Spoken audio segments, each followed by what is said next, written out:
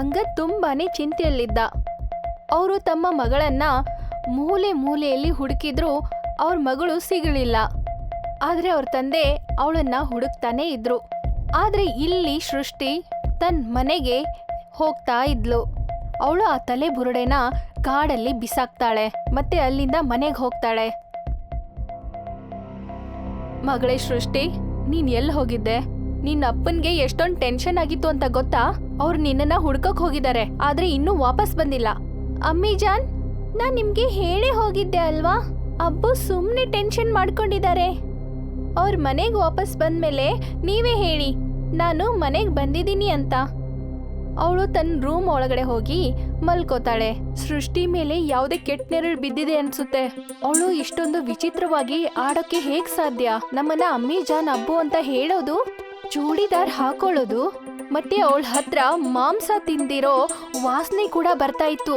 ಹೊಸ ಸಿಟಿ, ಹೊಸ ಜಾಗ, ಸಹಾಯ ಕೇಳಬೇಕು ಅಂದ್ರೆ ಯಾರ ಹತ್ರ ಕೇಳಲಿ? ಬೆಳಿಗ್ಗೆ ಕುಂಜನ್ ಪೂಜೆ ಮಾಡ್ತಿರುವಾಗ ಅಲ್ಲಿ ಕುಟುಂಬದವರು ಬಂದು ಸೇರಿದ್ರು. ಆದ್ರೆ ಸೃಷ್ಟಿ ತನ್ನ ರೂಮಲ್ಲಿ ಕುತ್ಕೊಂಡಿದ್ಲು.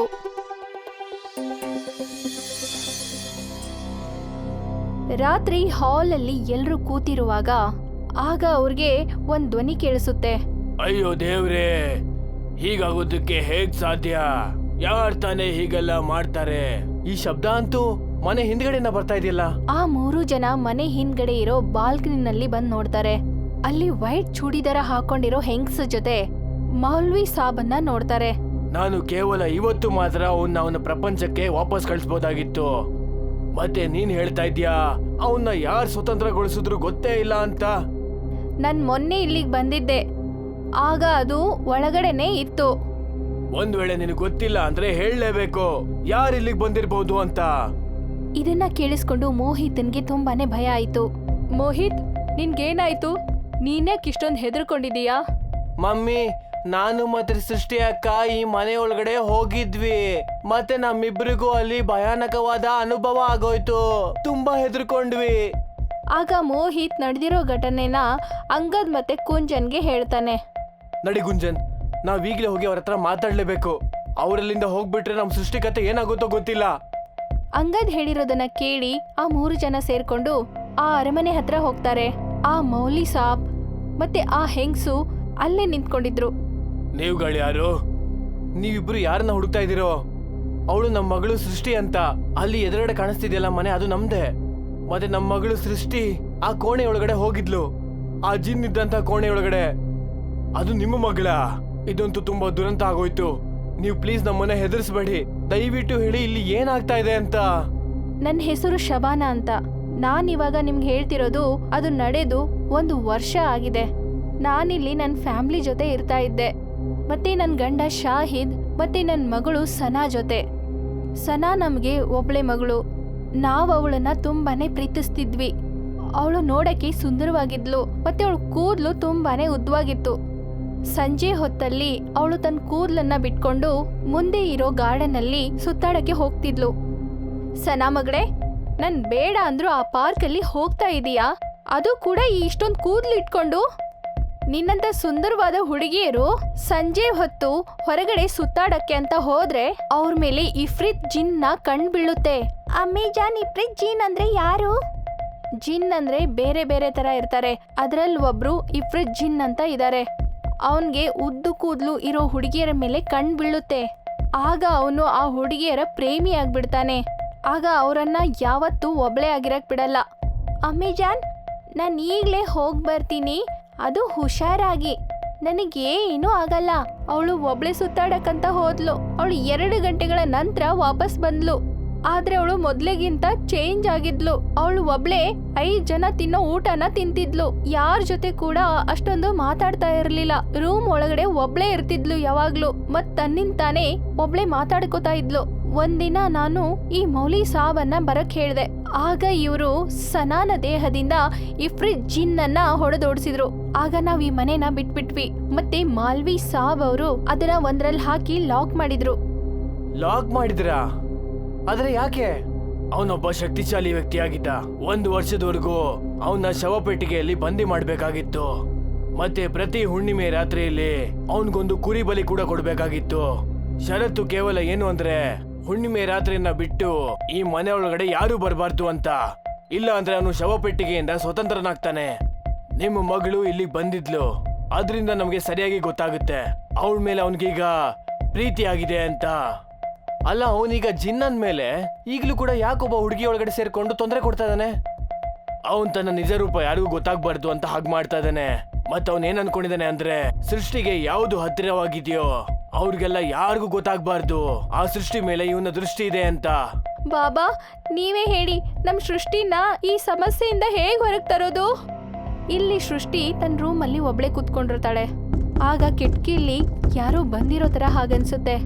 ಸೃಷ್ಟಿ ಎದ್ದು ಆ ಕಿಟಕಿನ ತೆಗಿತಾಳೆ. ಆ ಕಿಟಕಿಯಲ್ಲಿ ಒಂದು ಹುಡುಗ ನಿಂತ್ಕೊಂಡಿದ್ದ. ಹಲೋ, ನನ್ನ ಸರ್ಪ್ರೈಸ್ ಹೇಗಿತ್ತು ಚಿನ್ನ? ಆದ್ರೆ ಸೃಷ್ಟಿ ಅವನನ್ನ ಆಶ್ಚರ್ಯದಿಂದ ನೋಡ್ತಾ ಇದ್ಲು. ಆ ಹುಡುಗ ಕಿಟಕಿಯಿಂದ ರೂಮ್ ಒಳಗಡೆ ಬಂದ. ಅಲ್ಲ, ನಾನು ಯಾರು ಅನ್ನೋದೇ ಗೊತ್ತಿಲ್ಲ ಅನ್ನೋವಾಗ ನೋಡ್ತಿದ್ದಿಲ್ಲ ನನ್ನ. ನಿನ್ನ ತಪ್ಕೊಂಡು ಎಷ್ಟು ದಿನ ಆಯ್ತು ಗೊತ್ತಾ ನಿನಗೆ? ಸಡನ್ ಆಗಿ ಸೃಷ್ಟಿಯನ್ನ ತಪ್ಕೋತಾನೆ. ಇದೇನ್ ಮಾಡ್ತಿದ್ದೀರಾ ನೀವು? ನೀವ್ ಹೀಗೆಲ್ಲ ನನ್ನನ್ನ ಟಚ್ ಮಾಡಬಾರ್ದು. ಅಯ್ಯೋ, ನಾನು ನಿನ್ ಸುಶಾಂತು. ಏನಾಗಿದೆ ನಿನಗೆ? ಆಗ ಸೃಷ್ಟಿ ಹಿಂದ್ಗಡೆ ನೋಡ್ತಾನೆ.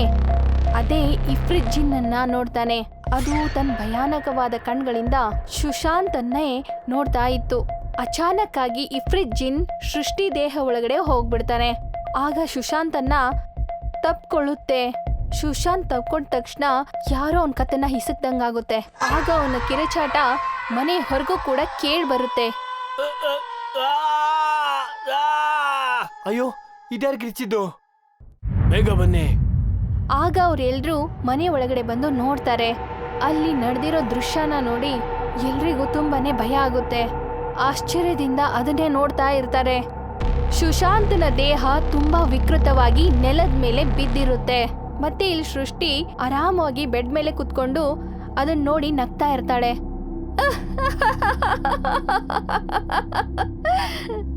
ಆ ಹುಡ್ಗಿನ ಬಿಟ್ಬಿಡು ಇಫ್ರಿತ್. ಇಷ್ಟು ಹೇಳ್ತಾ ಮೌಲಿ ಸಾಬರು ತಮ್ಮ ಚೀಲದಲ್ಲಿರೋ ಒಂದ್ ನೀರ್ ಬಾಟಲ್ನ ತಗೊಳ್ತಾರೆ. ಅದ್ರಲ್ಲಿರೋ ನೀರನ್ನ ಬೆಡ್ಡಿನ 4 ಸೈಡ್ ಸಿಂಪಡಿಸ್ತಾರೆ. ಮೌಲ್ವಿ, ನೀನ್ ಮತ್ತೆ ಬಂದ್ಬಿಟ್ಯಾ ನನಗ್ ತೊಂದರೆ ಕೊಡೋದಕ್ಕೆ? ಆ ಹುಡ್ಗಿನ ಬಿಟ್ಬಿಡು, ಇಲ್ಲ ಅಂದ್ರೆ ಪರಿಣಾಮ ಸರಿಯಾಗಿರಲ್ಲ. ಈಗ್ಲೇ ನಿನ್ಗೆ ಮಾಡ್ತೀನಿರೋ, ನಾನ್ ಏನ್ ಮಾಡ್ಬೋದು ಅಂತ ತೋರಿಸ್ತೀನಿ ನಿನಗೆ. ಇಷ್ಟ ಹೇಳಿ ಸೃಷ್ಟಿ ಕಣ್ಮುಚ್ಕೊಂಡು ಕೆಲವು ಮಂತ್ರಗಳನ್ನ ಹೇಳ್ತಾಳೆ.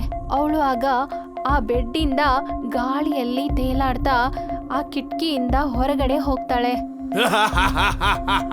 ನಾನಂತೂ ಹೋದೆ. ಅವಳು ವೇಗವಾಗಿ ಅಲ್ಲಿಂದ ಹೊರಟು ಹೋಗ್ತಾಳೆ. ಆ ಕೋಟೆ ಒಳಗಡೆ ಅವನ್ನ ಬಂದಿ ಮಾಡೋಕೆ ಅಂತ ಶವಪೆಟ್ಟಿಗೆ ಇದೆ. ಒಂದ್ ವೇಳೆ ಅವನು ಆ ಶವಪೆಟ್ಟಿಗೆಯನ್ನ ಸುಟ್ಟು ಹಾಕಿದ್ರೆ ನಾವ್ ಯಾವತ್ತೂ ಕೂಡ ಅವನ್ನ ಈ ಸೃಷ್ಟಿಯಿಂದ ಓಡಿಸೋದಕ್ಕೆ ಆಗಲ್ಲ. ಆದಷ್ಟು ಬೇಗ ಹೋಗಿ ಅವನ್ನ ತಡೀರಿ. ಅವ್ರೆಲ್ರೂ ಸೇರ್ಕೊಂಡು ಆ ದೊಡ್ಡ ಬಂಗ್ಲೆಗೆ ಬಂದ್ರು. ಆದ್ರೆ ಅಲ್ಲಿ ಒಂದು ವಿಚಿತ್ರವಾದ ವಾತಾವರಣ ಕಾಣಿಸ್ತಾ ಇತ್ತು. ಅವನ್ ಇಲ್ಲೇ ಎಲ್ಲೋ ಇದ್ದಾನೆ, ಇಲ್ಲೇ ಎಲ್ಲೋ ಬಚ್ಚಿಟ್ಕೊಂಡಿದ್ದಾನೆ.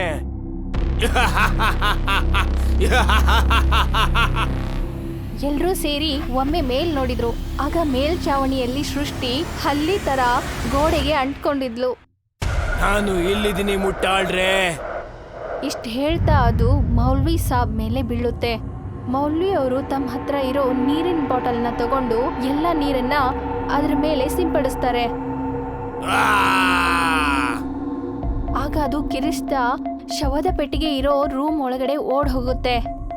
ಶವದ ಪೆಟ್ಟಿಗೆ ಹತ್ರ ಒಂದು ಕಿಟಕಿ ಇರುತ್ತೆ. ಮತ್ತೆ ಅದ್ರ ಮುಂದೆ ಚಿಮಣಿಯ ಬೆಂಕಿ ಉರಿತಾ ಇರುತ್ತೆ. ನೋಡ್ತೀರಿ, ಈಗ ನಿಮ್ ಕಣ್ಣು ಮುಂದೆನೆ ಈ ಶವಪೆಟ್ಟಿಗೆನ ಸುಟ್ಟಾಕ್ಬಿಡ್ತೀನಿ. ಮತ್ತದಾದ್ಮೇಲೆ ನೀವ್ಯಾರು ಕೂಡ ನನ್ನ ಏನು ಮಾಡೋದಕ್ ಸಾಧ್ಯ ಇಲ್ಲ. ಇಷ್ಟ ಹೇಳ್ತಾ ಅಲ್ಲಿ ಉರಿತಾ ಇರೋ ಒಂದು ಬೆಂಕಿಯ ಕಟ್ಕೆಯನ್ನ ಅದು ಎತ್ಕೊಳ್ಳುತ್ತೆ. ಆಗ ಹೊರಗಡೆ ಸಿಡಲ್ ಬಡದು ಮಳೆ ಬರೋಕೆ ಶುರು ಆಗುತ್ತೆ. ಆ ಬೆಂಕಿ ಉರಿತಿರೋ ಕಟ್ಕೆನ ಹಿಡ್ಕೊಂಡು ಶವದ ಪೆಟ್ಟಿಗೆ ಹತ್ರ ಹೋಗುತ್ತೆ. ಏನ್ ಹಾಗೆ ಮಾಡೋದಕ್ಕೆ ನಾನು ಬಿಡೋದಿಲ್ಲ. ನನ್ನ ಮಂತ್ರಗಳಿಂದ ನಿನ್ನ ಈಗ ಬಂದಿ ಮಾಡ್ಬಿಡ್ತೀನಿ. ಬೇಡ ಮೌಲ್ವಿ, ಹೇಳ್ತಾ ಇದೀನಿ. ಅದು ಶವದ ಪೆಟ್ಟಿಗೆಗೆ ಬೆಂಕಿ ಹಚ್ಚಿ ಜೋರಾಗಿ ನಗ್ತಾ ಇತ್ತು. ಆಗ ಅಂಗದ್ ಅಲ್ಲಿರೋ ಕಿಟಕಿನ ತೆಗೆದ್ಬಿಡ್ತಾನೆ.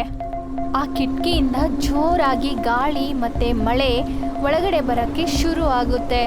ಶವದ ಪೆಟ್ಟಿಗೆ ಮೇಲಿರೋ ಬೆಂಕಿ ಪೂರ್ತಿಯಾಗಿ ಆರ್ ಹೋಗುತ್ತೆ. ಇಲ್ಲ, ಆಗ ಅದು ಮೌಲ್ವಿ ಸಾಬನ್ನ ಅಟ್ಯಾಕ್ ಮಾಡ್ತಾ ಇತ್ತು. ತಕ್ಷಣ ಮೌಲ್ವಿ ಸಾಬ್ ಅವರು ಹೇಳ್ತಾರೆ, ಇನ್ ಮುಂದೆ ಯಾವುದೇ ತೊಂದರೆ ಕೂಡ ಆಗೋದಿಲ್ಲ. ಹೇ ಜಿನ್ನ ಪ್ರಪಂಚದಲ್ಲಿರುವಂತವ್ರೆ, ನೀವು ವಾಪಸ್ ಇವನ್ನ ನಿಮ್ಮ ಪ್ರಪಂಚಕ್ಕೆ ಕರ್ಕೊಂಡು ಹೋಗಿ.